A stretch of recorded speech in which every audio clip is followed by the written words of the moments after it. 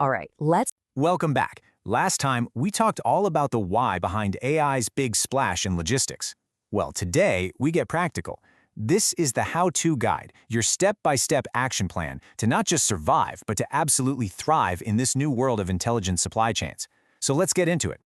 I want to start with a phrase you've probably heard 1,000 times by now. It goes like this: AI won't take your job, but someone using AI will. And you know what? That's not a threat. That is the single biggest opportunity for your career right now. This is all about making a mental shift from thinking you're competing against these systems to realizing your future is in working with them. Because let's be real, the ground rules in logistics have completely changed.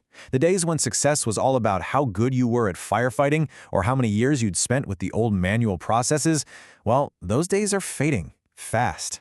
Today, it's all about how well you can work alongside smart, automated systems. And this comparison, it just nails the shift. We are moving away from that old world of fixed routes and static rules, managed by endless phone calls and email chains. The new logistics landscape is data-driven, it's constantly optimizing itself, and, this is the most important part, it's designed for you to manage the exceptions, not the boring routine stuff. And here's why companies are jumping on this so quickly. They are seeing massive gains. We're talking 15 to 35% improvements across the board. But let's be crystal clear about something. These gains aren't coming from just cutting jobs. They're coming from making smarter, faster decisions. And that right there is your new superpower. So the big question is, how do you position yourself to deliver that kind of value? Well, it all comes down to a blueprint built on 3 absolutely essential skills. This is the core of everything you need to focus on. Here they are. Number 1, you have to master data literacy. Number 2, you've got to learn to work effectively with AI, not just tolerate it. And number 3, you need the skills to redesign key processes, because even the best tech can't fix a broken workflow. Let's break down what each of these really means on the ground. Okay, mastering data literacy. This does not mean you need to become a data scientist. It's much more practical. It's about being able to look at a dashboard and see the story behind the numbers. It means you can spot when data looks a little fishy, and most importantly, it's about turning an insight from a chart into a real-world action plan. Next up, working with AI. Again, nobody's asking you to learn to code. This is all about human judgment. It's about developing the instinct to know when a system's recommendation is solid gold and when your experience tells you to hit the override button. It's also about being the person who can explain an AI-driven decision to a manager or a customer in simple business terms. And finally, process redesign. You got to remember, AI will not fix a broken process. It'll just help you do the wrong thing faster. Your ability to map out a workflow, find the waste, and streamline it before you automate, that's a skill that makes every piece of technology 10 times more valuable.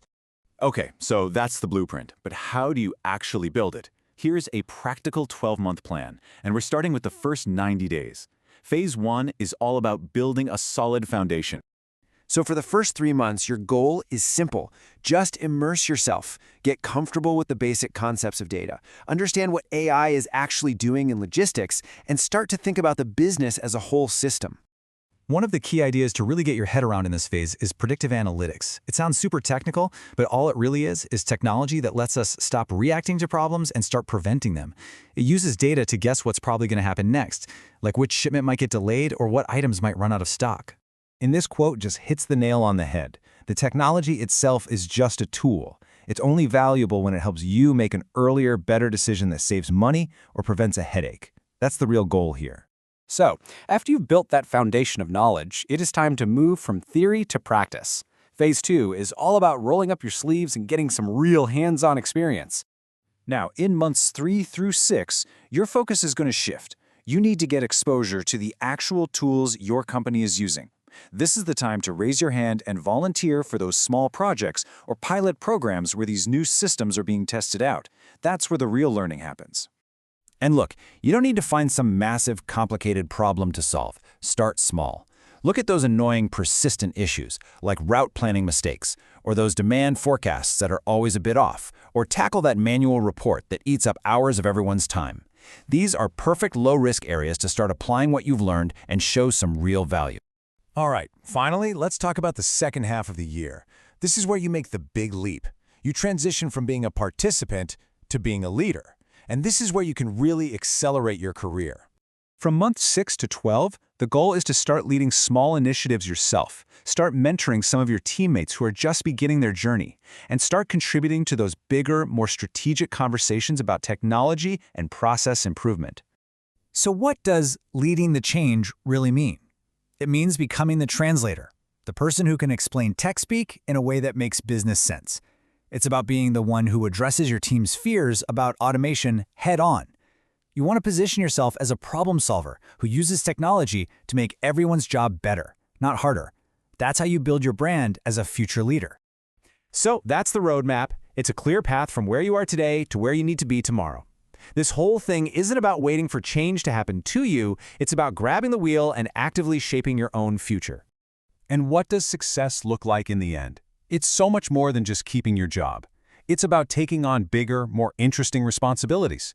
It's about new career opportunities opening up in different parts of the company. And it's about being seen as the person who is ready for leadership because you're the one driving real improvement. Ultimately, it all comes down to this one simple question. The technology, the processes, the customer demands, they're all evolving at an incredible speed. So the only question left to ask is, are you?